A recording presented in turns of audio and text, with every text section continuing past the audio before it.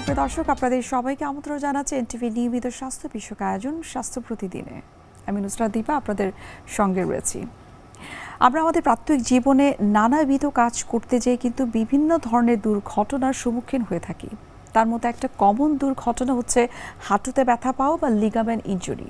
আজ আমরা ligament injury নিয়ে বিস্তারিত আলোচনা করার চেষ্টা করব। আমাদের আজকের আলোচ্য বিষয় হচ্ছে হাঁটুর লিগামেন্ট ইনজুরি এবং তার ট্রিটমেন্ট। এবং এই গুরুত্বপূর্ণ বিষয়টি নিয়ে আলোচনা করার জন্য আজ আমাদের সঙ্গে স্টুডিওতে উপস্থিত রয়েছেন একজন বিশেষজ্ঞ চিকিৎসক। অনুষ্ঠান শুরু করব, তবে তার আগে আমরা পরিচিত হয়ে নিচ্ছি আমাদের সেই অতিথির সঙ্গে। ডাক্তার মোহাম্মদ আলী ফয়সাল 1975 সালের জুলাই মাসে বরগুনা জেলায় জন্মগ্রহণ করেন। তিনি 2000 সালে খুলনা মেডিকেল কলেজ থেকে এমবিবিএস ডিগ্রি অর্জন করেন। এরপর তিনি চিকিৎসা বিজ্ঞানে উচ্চতর এমএস ডিগ্রি লাভ করেন। বর্তমানে তিনি বাংলাদেশ মেডিকেল বিশ্ববিদ্যালয়ে অর্থোপেডিক্স বিভাগের সহযোগী অধ্যাপক হিসেবে কর্মরত। আপনাকে স্বাগত জানাচ্ছি আমাদের আজকের অনুষ্ঠানে। ধন্যবাদ আপনাদের সবাইকে। লিগামেন্ট সম্পর্কে কিন্তু আমরা কম বেশি সবাই জানি, কিন্তু লিগামেন্ট কোনো টিস্যু কিনা বা হাড়ের কোনো অংশ কিনা সেটি একটু আপনার কাছে জানতে চাই যে সায়েন্টিফিক্যালি লিগামেন্টের ডেফিনেশনটা আসলে কি? লিগামেন্ট এক ধরনের টিস্যু যা দুটি হাড়কে সংযুক্ত করে রাখে এবং এর পাশাপাশি এই লিগামেন্টটা জয়েন্টকে স্থিতিশীল রাখে এবং হাড় যাতে সরে না যায় সেই কাজটা এই লিগামেন্ট করে। লিগামেন্ট ইনজুরিটা আসলে কেন হয়ে থাকে? হাঁটুর যে লিগামেন্ট ইনজুরি হয় সাধারণত হাঁটুতে যদি কোনো কারণে আঘাত পায় এবং এই আঘাতটা সাধারণত দেখা যায় যদি খেলতে গেলে খেলোয়াড়দের বেশি হয়। খেলতে গেলে যদি হাঁটুতে আঘাত পায়, যেমন ফুটবল খেলোয়াড় বা বাস্কেটবল, ভলিবল, ক্রিকেট খেলোয়াড়রা যদি পড়ে যে হাঁটুতে ব্যথা পায়, সেক্ষেত্রে দেখা যায় যে এই লিগামেন্ট ইনজুরি হওয়ার সম্ভাবনা থাকে। এছাড়া কেউ যদি রোড ট্রাফিক অ্যাক্সিডেন্টে পতিত হয়, সেক্ষেত্রে যদি হাঁটুতে ব্যথা পায়, সেক্ষেত্রে হাঁটুর লিগামেন্ট ইনজুরি হওয়ার সম্ভাবনা থাকে। এছাড়া উপর থেকে যদি পড়ে যায়, পড়ে যদি হাঁটুতে ব্যথা পায়, সেক্ষেত্রেও হাঁটুতে এই লিগামেন্ট ইনজুরি হওয়ার সম্ভাবনা থাকে। এছাড়াও অনেকে শীতে উঠতে নামতে গিয়ে যদি পড়ে যায় বা দৌড়াতে গিয়ে যদি পড়ে যায়, সেক্ষেত্রে এই লিগামেন্ট ইনজুরি হওয়ার সম্ভাবনা খুব বেশি। যাদের ক্ষেত্রে এই লিগামেন্ট ইনজুরিটা হচ্ছে, পরবর্তীতে তাদের কি ধরনের সমস্যা হতে পারে? এই হাঁটুর সমস্যা যারা লিগামেন্ট ইনজুরি হয়, প্রথমে প্রাথমিকভাবে যেটা হাঁটুতে যদি ব্যথা পায়, দেখা যায় যে ব্যথা পেলে হাঁটুটা সাথে সাথে ফুলে যায়। এর পাশাপাশি হাঁটুতে প্রচণ্ড ব্যথা হয় এবং হাঁটু ব্যথা যে কাজ করতে যে সে হাঁটুতে ব্যথা পেয়েছে, সেই কাজটা সে আর কমপ্লিট করতে পারে না। যেমন সে যদি ফুটবল খেলতে যেয়ে বা ক্রিকেট খেলতে যদি হাঁটু ব্যথা পায়, তাহলে দেখা যাবে সে তার আর ফুটবলটা খেলতে পারতেছে না বা ক্রিকেট খেলাটা খেলতে পারতেছে না। অথবা যদি দৌড়াতে যে ব্যথা পায়, তাহলে দেখা যাবে যে সে আর দৌড়াতে পারতেছে না, অর্থাৎ সে পায়ে আর ভর দিতে পারবে না। এর পাশাপাশি দেখা যাবে যে 2 থেকে 3 সপ্তাহ পরে যখন তার ব্যথা কমে যাবে অথবা তার পাশাপাশি ফুলাও কমে যাবে, তখন সে তার যে আগে স্বাভাবিক যে কাজটা করতো, সেই স্বাভাবিক কাজ যখন সে করতে যাবে, দেখা যাবে তার মনে হবে পাটা সরে যাচ্ছে এবং সে দৌড়াতে বা হাঁটতে গেলে তার ভয় লাগবে, অথবা শীতে উঠতে নামতে গেলে তার ভয় লাগবে, অথবা উঁচু নিচু জায়গায় যদি সে হাঁটতে যায় তার ভয় লাগবে। এবং আরও কিছুদিন পর দেখা যাবে যে যেহেতু সে এই ভয়ে ভয়ে হাঁটাচলা করে, তার যে পায়ের যে মাসেলগুলো আসে, মাংসপেশি যেগুলো আসে, সেগুলো আস্তে আস্তে শুকিয়ে যাবে।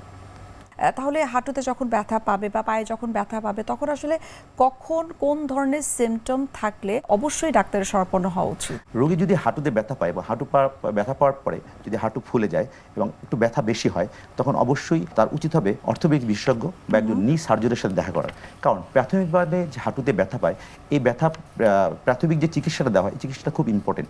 কারণ হাঁটু ব্যথা পাওয়ার পর হাঁটুর লিগামেন্টটা গ্রেড 1 টিয়ার হয়েছে না গ্রেড 2 বা 3 টিয়ার হয়েছে, এটা আমরা বুঝতে পারি না। এবং সেক্ষেত্রে প্রাথমিক চিকিৎসাটা যদি আমরা ভালোভাবে নিই এবং গ্রেড 1 টিয়ার থাকে, অর্থাৎ পার্শিয়াল টিয়ার অথবা আংশিক যদি ছিঁড়া থাকে, সেটা যদি প্রাথমিক চিকিৎসাটা যদি ভালোভাবে নিয়ে থাকি, সেটা কনজারভেটিভ ট্রিটমেন্ট, রোগীকে ওষুধপত্র, রেস্ট, আইস কম্প্রেশন এবং ফিজিওথেরাপি বা ব্যায়ামের মাধ্যমে আমরা ভালো করতে পারি। প্রাথমিক চিকিৎসাটা যদি ভালোভাবে নেওয়া না হয়, তাহলে দেখা যায় যে এই ছিঁড়াটা যদি আংশিক ছিঁড়া থাকে, অর্থাৎ গ্রেড 1 টিয়ার থাকে, সে ট্রিটমেন্টটা ভালো মতো নিল না, সেক্ষেত্রে দেখা যায় এই গ্রেড 1 টিয়ারটা গ্রেড 2 বা 3 হয়ে যায়। সেক্ষেত্রে তার অপারেশনটা একদম দরকার হয়।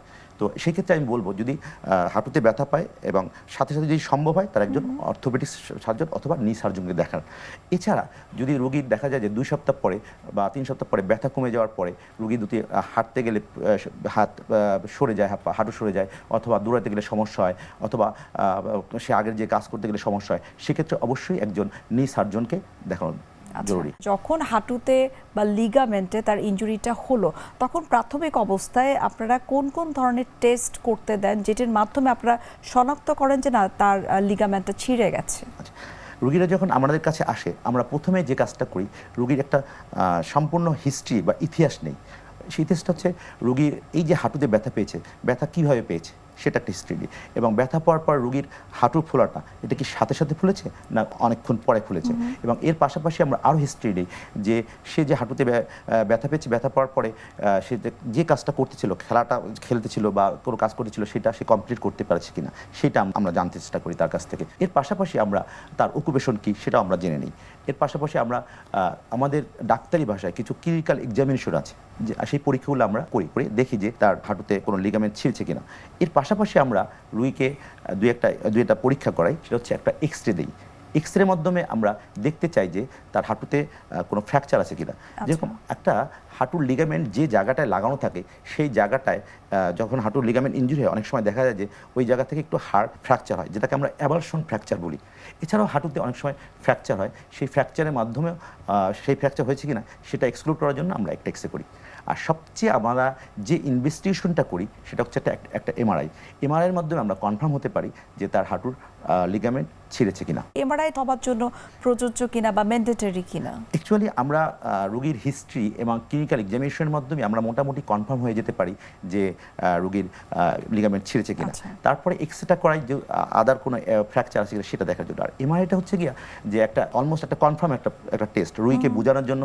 আর আমরা যদি এই রোগীকে পরবর্তী চিকিৎসা দিয়ে থাকি, সেক্ষেত্রে একটা মেডিকোলজিক্যাল একটা ইভিডেন্স থাকে যে আমাদের আসলে এসিএল ইনজুরি হয়েছে বা লিগামেন্ট ইনজুরি হয়েছে, রোগীকে বোঝানোর জন্য আমাদের একটা এমআরআইটা অবশ্যই করা দরকার কনফার্ম হওয়ার জন্য। মোটামুটি এই টেস্টগুলো করার পরে যখন ফাইনালি ডায়াগনোসিস হলো যে লিগামেন্ট ইনজুরি হয়েছে, তখন রোগীকে আপনারা আসলে কতদিন রেস্টে থাকতে বলেন, কি কি ধরনের মেডিকেশনস থাকে, কি কি ধরনের প্রোটোকল যদি বলি সেটা ফলো করতে হয়? আমরা ডাক্তার হিসেবে যে কোনো রোগীকে চিকিৎসা দেওয়ার আগে আমরা রোগীর বয়সকে একটা বয়স জানতে চেষ্টা করি, অকুপেশন জানতে চেষ্টা করি, এবং রোগীর সিমটমটা কী রকমের সেটা চিন্তা করি, এবং রোগী চিকিৎসার পরে কী ধরনের এক্সপেকটেশন করে সেটা আমরা চিন্তা করি। এসব চিন্তা করে আমরা রোগীর ট্রিটমেন্ট প্ল্যান ঠিক করি। তো আমরা যদি রোগী আমাদের কাছে আসে, প্রাথমিক পর্যায়ে যদি আসে, তো প্রাথমিক পর্যায়ে আসলে আমাদের রোগী যদি হাঁটুতে ব্যথা থাকে, ফোলা থাকে, সেক্ষেত্রে আমরা রোগীকে প্রথম 2-3 সপ্তাহ রেস্ট দিই এবং রোগীকে ইমোবিলাইজ করে রাখি যে আপনি হাঁটাচলা করবেন না, এবং সাথে মাঝে মাঝে আইস কম্প্রেশন দিই এবং সাথে ফিজিওথেরাপি দিই।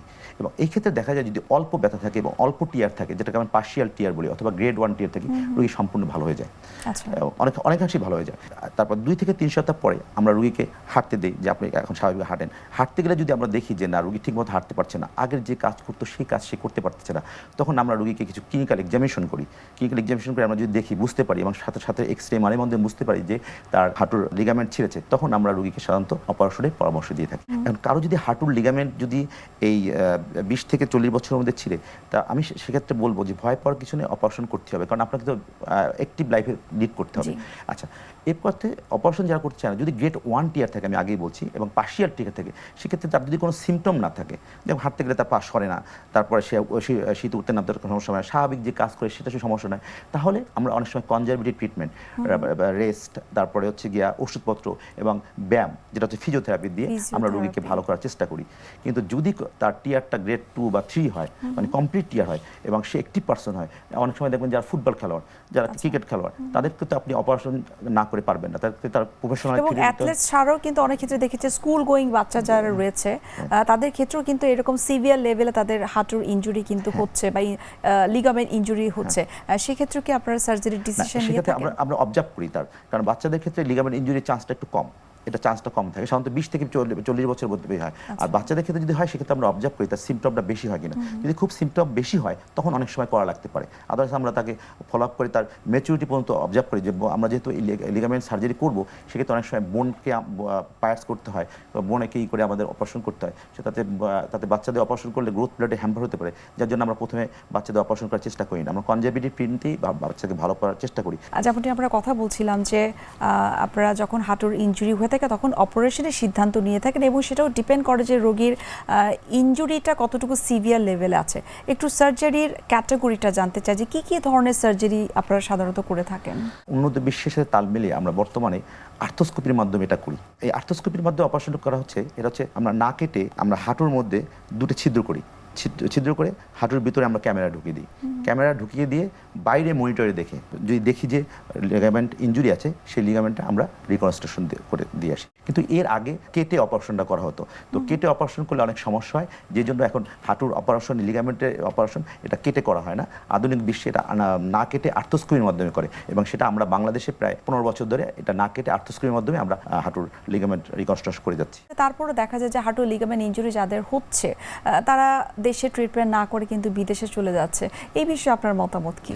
দেখেন, আমার জানা মতে বর্তমানে বাংলাদেশে প্রায় 5 থেকে 7 জন নি সার্জন আছে, যারা ওয়ার্ল্ড ক্লাস সার্জন এবং বিশ্বমানের সার্জন, এবং তারা খুব দক্ষতার সাথেই বাংলাদেশে হাঁটুর লিগামেন্ট সার্জারি করে যাচ্ছে। এবং আমারও সৌভাগ্য হয়েছে যে আমি অনেক আর্থোস্কোপিক নি সার্জারি করার, হাঁটুর লিগামেন্ট করার, এবং আমি কয়েকজন প্রফেশনাল ফুটবল খেলোয়াড় এবং ব্যাডমিন্টন খেলোয়াড়, ক্রিকেট খেলোয়াড়দের আমি হাঁটুর লিগামেন্ট অপারেশন করেছি, এবং তারা অপারেশন করার পরে আল্লাহর রহমতে এখন ফুটবল খেলতেছে। এর বাইরেও আমার কাছে অনেক প্রবাসী যারা বাংলাদেশ থেকে, যারা বিদেশ থেকে কাজ করে, ওখান থেকে এসে আমার কাছে অপারেশন করে, যেরকম ইতালি, দুবাই, সৌদি আরব, মালয়েশিয়া থেকে এসে আমার কাছে অপারেশন করে গেছে। অপারেশন করার পরে রোগী ভালো হয়, আবার তারা প্রবাস জীবনে ফিরে, কর্মজীবনে ফিরে গেছে। এবং এখানে একটা কথা না বললে হয়, আমার একটা রোগী, উনি ইতালি প্রবাসী, তো উনি ইতালিতে থাকতো। ইতালিতে থাকতে গিয়ে উনি ওখানে বসে ইতালিতে হাঁটুতে ব্যথা পায়। হাঁটুতে ব্যথা পাওয়ার পর উনি ওখানে ইতালির যে হাঁটুর ডাক্তার আছে, নি সার্জন, ওনাকে দেখায়। দেখানোর পরে ওকে পরীক্ষা করে, ক্লিনিক এক্সামিনেশন করে, এক্সরে করে, এমআরআই করে, দেখে যে ওর হাঁটুর ইন্টারক্রুশিয়াল লিগামেন্ট, অর্থাৎ একটা লিগামেন্ট ছিঁড়েছে। তো ওরা ওকে ওইখানে অপারেশন করার কথা বলে ইতালিতে। তো রুগী তখন ওইখানে অপারেশন করতে রাজি হয় না। ও বলে যে আমি বাংলাদেশে যাও, বাংলাদেশে যে অপারেশন করবো। তো ইতালির ডাক্তাররা একটু অবাক হয়েছে, বাংলাদেশে এই সার্জারি হয় কিনা। তো ওরা একটু হাসাহাসি করছে। তারপর যা হোক ও বলে আসছে, ঠিক আছে আমি দেশে যাবো, দেশে যাই আমি ওইখানে সার্জারি করবো। তো ওরা ওকে ছেড়ে দিচ্ছে, ঠিক আছে তুমি যাও, ওইখানে তো অপারেশন হবে না, তুমি আইসা আবার ইতালিতে আইসা তুমি আমাদের এখানে অপারেশন করো।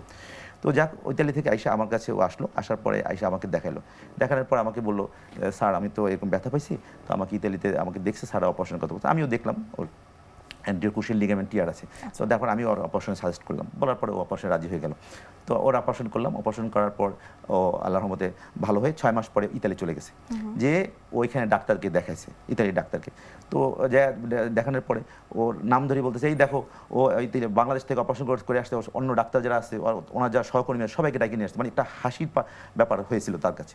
তো তারপরে যাওয়ার পরে উনি বললো, তারপর উনি সবাইকে ডাকিয়ে এনে ওর হাঁটুটা পরীক্ষা করলো, যেটা আমরা ক্লিনিক্যাল এক্সামিনেশন করি। পাশাপাশি উনি এক্সরে করছো, এমআরআই করে দেখে যে ঠিকই আছে, মানে সবকিছু তার ঠিক। তারপর আমরা বলতে পারি এটা একটা সফল ট্রিটমেন্টের একটা উদাহরণ। সেই সফলতার গল্পটাই আরেকটু জানার চেষ্টা করবো আপনার কাছ থেকে। এই মুহূর্তে আমরা দেখে নিচ্ছি আমাদের স্বাস্থ্য প্রতিদিনের নিয়মিত আয়োজন, কি খাবেন কেন খাবেন, এই সেগমেন্টে। দর্শক, আপনারা দেখছেন এনটিভি নিয়মিত স্বাস্থ্য বিষয়ক আয়োজন স্বাস্থ্য প্রতিদিন। দেখে নিচ্ছি বিভিন্ন খাদ্যের পুষ্টি গুণাগুণ নিয়ে আমাদের পুষ্টিবিদের পরামর্শ। শরীর ম্যাজমেজে লাগা, মেজাজ খিটমিটে হয়ে যাওয়া, কোনো কাজে ভালো লাগছে না, কিছু সময় পরপরই ক্লান্তি যেন পিছু ছাড়ছে না, এই জাতীয় সমস্যা অনেকের মধ্যেই দেখা দিয়ে থাকে। এই জাতীয় সমস্যার পাশাপাশি শরীরে মাংসপেশিতে ব্যথা, শরীরে হাড়হাড্ডিতে ব্যথা, এই লক্ষণগুলোও যদি প্রকাশিত হয় তাহলে অবশ্যই চেক করে নিতে হবে শরীরে ভিটামিন ডি এর ঘাটতি রয়েছে কিনা। কারণ বেশিরভাগ ক্ষেত্রেই ঢাকা শহরে পাশাপাশি যাদের গায়ে পর্যাপ্ত পরিমাণে সূর্যের আলো লাগে না, তাদের ক্ষেত্রে এই জাতীয় লক্ষণ প্রকাশিত হতে পারে। এর অন্যতম কারণ হতে পারে শরীরে ভিটামিন ডি এর ঘাটতি যদি তৈরি হয়, তাহলে এই লক্ষণগুলো দেখা দিতে পারে। আর ভিটামিন ডি এর পরিমাণ যদি অনেক বেশি কমে যায়, তাহলে কিন্তু অস্টিওপোরোসিস বা অস্টিওআর্থ্রাইটিস এই জাতীয় সমস্যাও দেখা দিতে পারে। সেক্ষেত্রে অবশ্যই গায়ে পর্যাপ্ত পরিমাণে সূর্যের আলো লাগাতে হবে। কখন সূর্যের আলো লাগাবেন? সকাল 10টা থেকে দুপুর 2টার মধ্যে 20 থেকে 25 মিনিট গায়ে সূর্যের আলো লাগাতে হবে।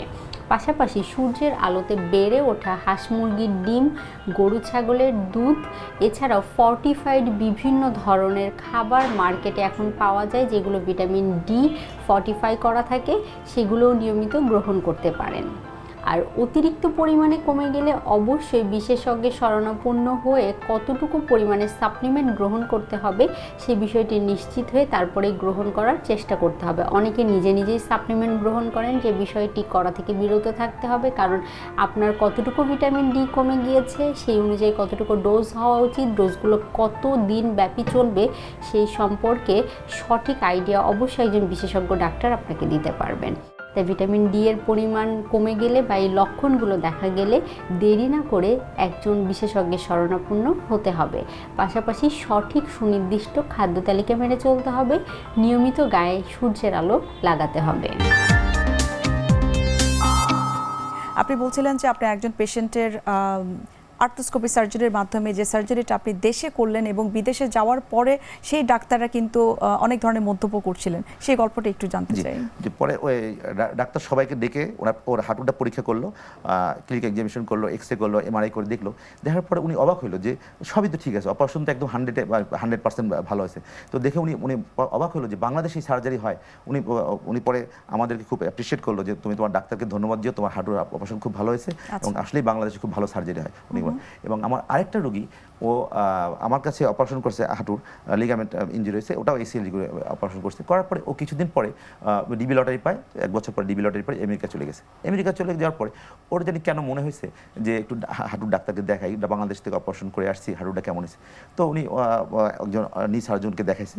দেখানোর পর নি সার্জন সভাপতি দেখে যে না সব ঠিকই আছে, তোমার নি সার্জারি তো ভালো হয়েছে, খুব ভালো হয়েছে। তো উনি জিজ্ঞাসা করছে তুমি এটা কোথায় করছো, বাংলাদেশে। উনি খুব অবাক হয়েছে আমেরিকার সার্জন যে কি বলো বাংলাদেশে এই আর্থ্রোস্কোপিক নি সার্জারি হয়।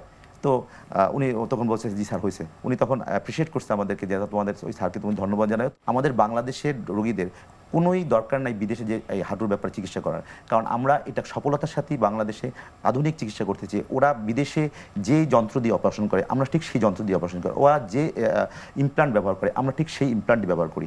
আরেকটা কথা না বললে হয়, বিদেশে যে অপারেশন করলে এই অপারেশনের সফলতা নির্ভর করে যে অপারেশনের পরে পোস্ট অপারেটিভ প্রোটোকলটা আপনি কতটুকু মেনটেন করলেন।